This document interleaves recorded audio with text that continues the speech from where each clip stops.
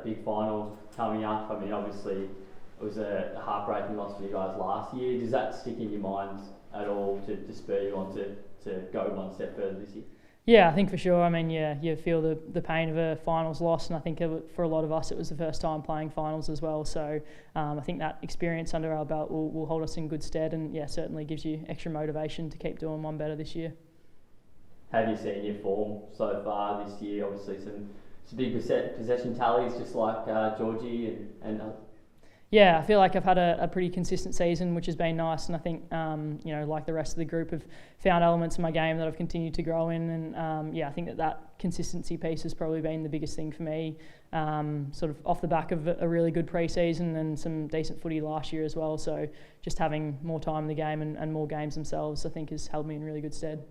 Nanny, how important is the momentum out of the last couple of weeks going into Sunday that you've been able to build? Yeah, I think it's huge. I mean, I think that I was reflecting back on it, and I think it's the first time since earlier in the year that we've won 2 in a row. So I think that having that sort of consistent lead in and momentum and belief going into finals is such an important factor, and it'll make us hopefully continue to ride that wave and just know what works well for us, know what we look like at our best, and bring that in on Sunday.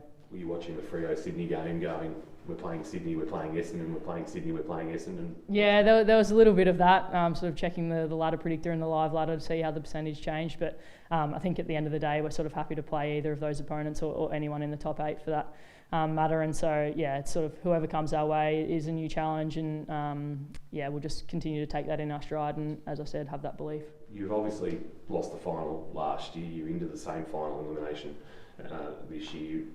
The club always wants to improve and add layers. Would you be disappointed? Would it be seen, failure is probably not the right word, but it'd be a real sense of disappointment not to get beyond this week and build on what the foundation of last year? Yeah, I think so. I think that we've improved so much this year and added layers to our game, and we probably had a harder fixture this year than we did last year. But to be able to continue to perform, and we want to be a side that's competing deep into the final series. So it feels like the step in the right direction is to go better than last year, and obviously that means winning on the weekend. So we'll take that in our stride and look to bring that result and continue on in the coming weeks. Different feeling this year, coming off the back, as mentioned, of a couple of wins, home final as well. So it must feel like there's a bit more momentum leading into this week than was potentially last year. Yeah, absolutely. And I think that home crowd definitely adds another layer for us, like to have the support of the Geelong community. And we've found that for every game throughout the home and away season, the energy that they bring certainly just provides another bit of momentum for us as well. So hopefully they can come out in full force on Sunday and really give us an advantage there too. Because we love their support and we really thrive off that energy. How is the energy? We've already spoken to a few of the girls this morning about some are a bit nervous, some are excited, anxious about this weekend. How are you feeling, within yourself and within the group? It's early in the week, I know, and there's a fair bit to get through in preparation, but how's the vibe? Yeah, I think the vibe's really good. I mean, as you said, there's a lot of mixed emotions around this time, and you can be anxious and nervous and that sort of thing. But as you said as well, it's only early in the week, and we'll review last weekend's game as well, and there'll be things that we need to improve on and take from that too, even though it was a great win. So I think we'll try and keep it relatively consistent in terms of what we do generally week to week, and then I'm sure leading into the weekend be feeling ready to go. But I think that coming into the weekend, we know the work that we've put in, and we know that what we look like when we're at our best, and it's just about coming back to those small things that get you to that place. Georgie v Maddie on Sunday, does she live for those kind of matchups? Yeah, it's obviously an exciting matchup. They're both amazing players and just happen to be sisters, and I think that's the way we try and look at it as well. That she's an awesome player, and so is Georgie. But it's no different to any other team that we play that have great midfielders too. So she'll relish in that battle and go to work on the things that she does really well. And it'll just be an exciting day for their family as well. Who's the better for Sparkus in your view? No, I mean, I'm obviously going to say Georgie, aren't I? I love playing with her and linking up with her. I think I've said it all year that, we really thrive with each other's energy, and it's awesome to see her grow as well and to add elements to her game and continue to improve. And, I look forward to playing with her for many years into the future. How'd she go being rested at the end of the game on the weekend? Yeah, I think she was fine. She knows why they wanted to rest her, and, she obviously had an injury late in the game in round 10 last year, so just about putting her on ice and making sure that she's raring to go this week, and she's completely fine with that as well. seems to just gone under the radar a bit. Erin Hawes returning. Can you just give us an indication of just how important she's been to your group since returning?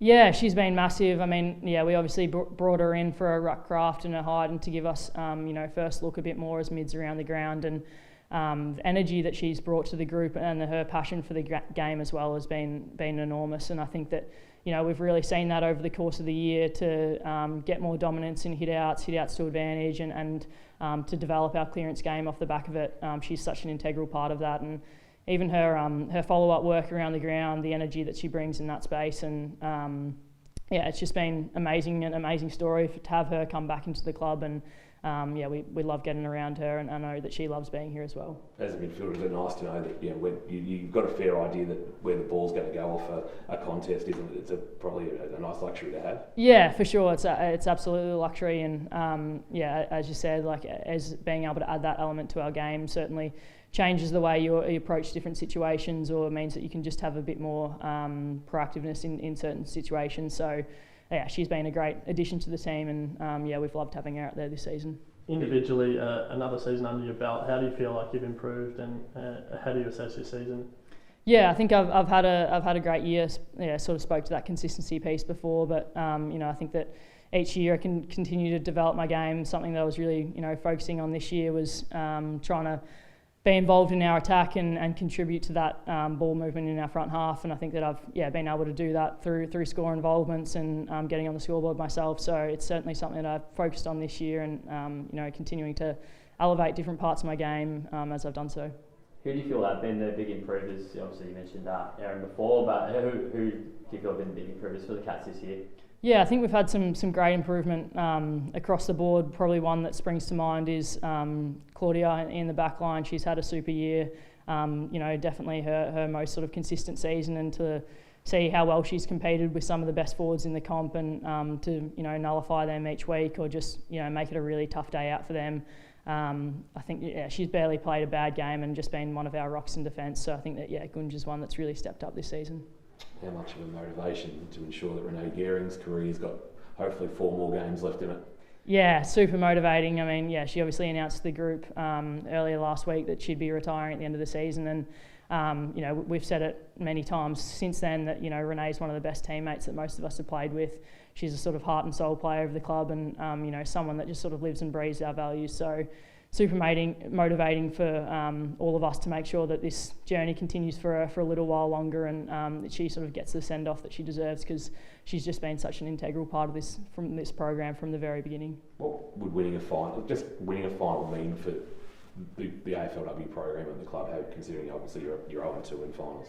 Yeah, it would be massive. I think I look at the journey that we've been on as a club over the last 6 years or so, and to see the growth in the program and how much we've changed and how far we've come. I think winning a final, it puts another stepping stone towards where we want to be, and it's just a huge reward for the whole program, for the journey that we've been on and the work that we've put into it. But we know that there's bigger things that lie ahead, and it's one step at a time. But it will certainly be something that we'll hopefully be able to get the job done on Sunday.